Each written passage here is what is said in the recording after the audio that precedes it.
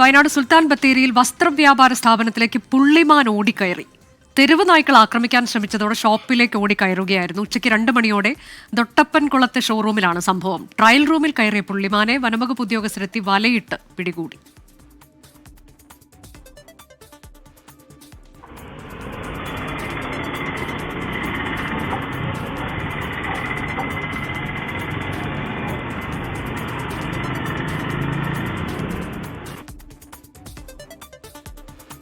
സുർജിത്ത് പേടിച്ചോടി കയറിയതാണ്.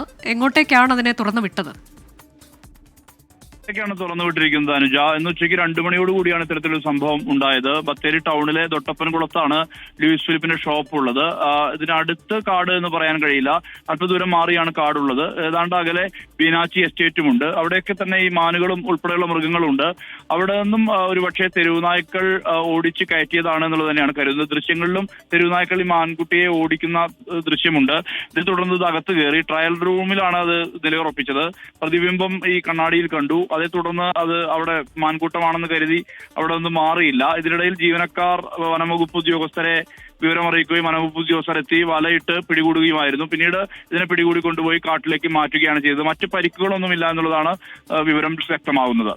വയനാട് സുൽത്താൻ ബത്തേരിയിലാണ് കൗതുകമുണ്ടാക്കുന്ന കാഴ്ച. വസ്ത്രവ്യാപാര സ്ഥാപനത്തിലേക്ക് പുള്ളിമാൻ ഓടിക്കയറുകയായിരുന്നു. തെരുവ് നായ്ക്കൾ ആക്രമിക്കാൻ ശ്രമിച്ചതോടെ ഷോപ്പിലേക്ക് ഓടിക്കയറുകയായിരുന്നു. അവിടെ ഒരു കണ്ണാടി ഉണ്ടായിരുന്നു. അതിൽ പ്രതിബിംബം ഒന്നിലേറെ മാനുകളെ കണ്ടപ്പോൾ അത് അവിടെ തന്നെ കൂട്ടമായി മാനുകളുണ്ട് എന്ന് ധരിച്ചിട്ടാകണം അവിടെ തന്നെ നിലനിൽക്കുകയായിരുന്നു.